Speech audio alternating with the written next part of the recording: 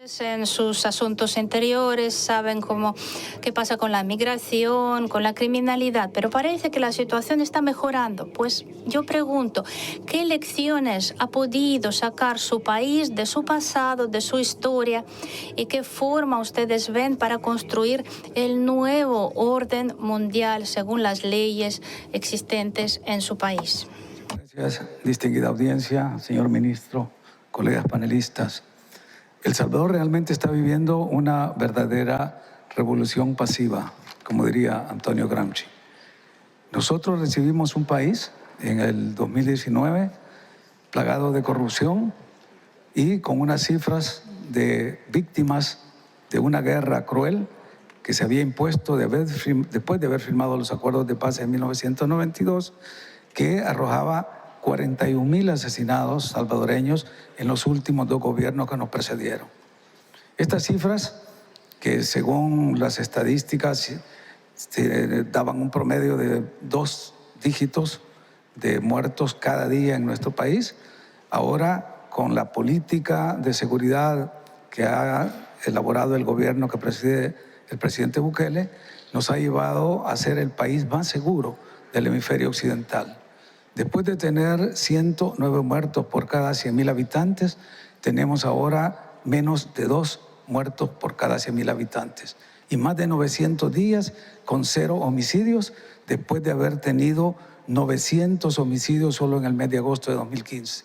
Nos valió un titular del periódico The Guardian británico de ser la capital mundial del homicidio.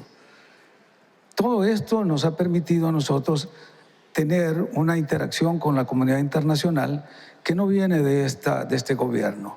Ya El Salvador, en su guerra civil en los años 80, tuvo la oportunidad de obtener por un acuerdo entre Francia y México la calidad de fuerzas representativas para quienes luchábamos por una mejor sociedad y por una democracia en el país. Y esto creó un nuevo sujeto en el derecho internacional, porque no éramos ni beligerantes ni insurrectos, sino fuerzas políticas representativas. Hoy en día estamos también tratando de que se reconozca en El Salvador la guerra que estamos llevando a cabo contra las estructuras criminales. Cuando declaramos la guerra, el presidente Bukele lo hizo apelando al jus ad bellum, que es ese derecho que tienen los estados, y yo diría la obligación de salir en defensa de su población y su territorio cuando es atacada. Nuestros atacantes estaban adentro.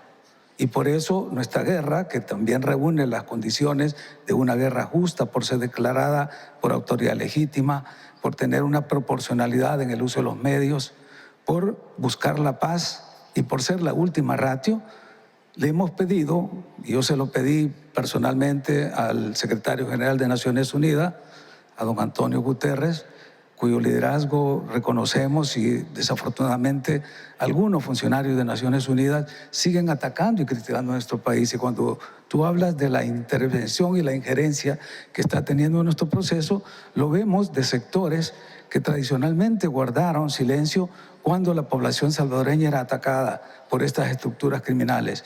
Y ahora que hemos reaccionado y hemos liberado a la población de esa pandemia, tenemos ese ataque sistemático de organismos multilaterales, de medios de comunicación y de toda una serie de ONGs que están criticando los resultados de nuestra guerra.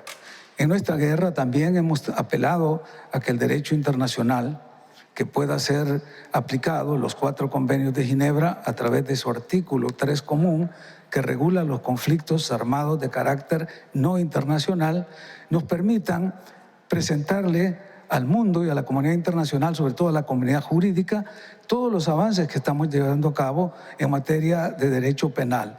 Uno de los dogmas del derecho penal, y que nos lo enseñan en primer año de derecho, es la responsabilidad penal es individual y personalísima. No se puede transmitir ni a herederos ni a parientes. En el caso de El Salvador hemos hecho una revolución en este concepto, porque hemos adjudicado la responsabilidad penal a las estructuras criminales. No hay otra forma de juzgar más de 85.000 detenidos si vamos a juzgarlos uno por uno. Tardaríamos un siglo en juzgar a todos ellos. Entonces hemos encontrado esta figura jurídica que nos permite tener audiencias de más de 600, 700 involucrados de una de las clicas, que son estas estructuras criminales, para poder avanzar en la administración de justicia y el debido proceso. Y vemos también, sobre todo, el respeto a los derechos humanos de la sociedad salvadoreña que habían sido atacados. Ahora, desde la comunidad internacional, de algunos países, de algunos organismos multilaterales, sentimos esa injerencia, sentimos ese acoso y por eso nosotros hemos reivindicado el derecho del pueblo salvadoreño y de su gobierno de autogobernarse e ir generando todas estas grandes transformaciones que, como repito, tienen las características de una revolución pasiva, porque lo estamos haciendo de forma incruenta. Estamos ganando esta guerra, estamos modernizando el Estado, estamos preparándonos como país para entrar efectivamente en la cuarta revolución industrial. Estamos en plena era digital en El Salvador, con grandes transformaciones. Ojalá haya oportunidad de hablar de los temas de la economía digital que estamos impulsando. Y sí, también en el caso de conflictos internacionales, nuestra posición ha sido coherente y consistente de no alinearnos a ningún bloque. En Naciones Unidas hemos mantenido siempre nuestra postura de una abstención y de una neutralidad activa, formulando votos y pretendiendo ser proactivos en cualquier iniciativa para la solución pacífica de los conflictos. Así que esa sería nuestra opinión en relación a la posición de nuestro país frente a conflictos internacionales y sobre todo frente al derecho de autodeterminación de nuestro pueblo y de nuestro gobierno, el cual exigimos para que se respete y se termine ese acoso constante, sobre todo de algunas fuerzas políticas, tanto en Europa como Europa Occidental, en organismos internacionales, con los cuales, sin entender el proceso salvadoreño, se nos está juzgando de manera injusta e inequitativa. Gracias. Por un lado hubo admiración, pero por otro lado el Fondo Monetario Internacional lo criticó. ¿Cómo ve usted, cómo evalúa la experiencia de su país? ¿Y qué piensa? ¿Es necesario introducir cambios en el derecho internacional en cuanto a las divisas digitales? Porque vemos que dentro de los países se puede pagar con los bitcoins. Sí, en efecto, creo que el derecho internacional está en una situación deficitaria en relación a la necesaria regulación de las criptomonedas y de otros activos digitales. En el mes de septiembre de 2021, El Salvador fue el primer país en el mundo en adoptar el Bitcoin como moneda de curso legal. Y eso generó una serie de reacciones. En el mes de septiembre de 2021, El Salvador fue el primer país en el mundo en adoptar el Bitcoin como moneda de curso legal. Y eso generó una serie de reacciones, algunas de carácter positivo. Tuvimos el Bitcoin, que había sido establecido de manera obligatoria y era una moneda con la cual se podían realizar todo tipo de operaciones, incluyendo el pago de impuestos.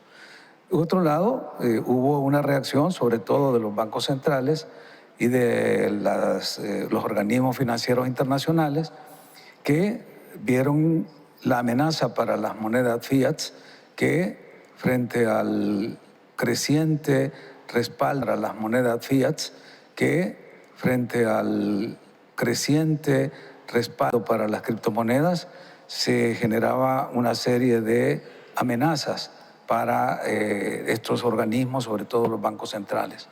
El precio que tuvimos que pagar fue alto porque se nos calificó por riesgo país en la calificación más baja, CCC.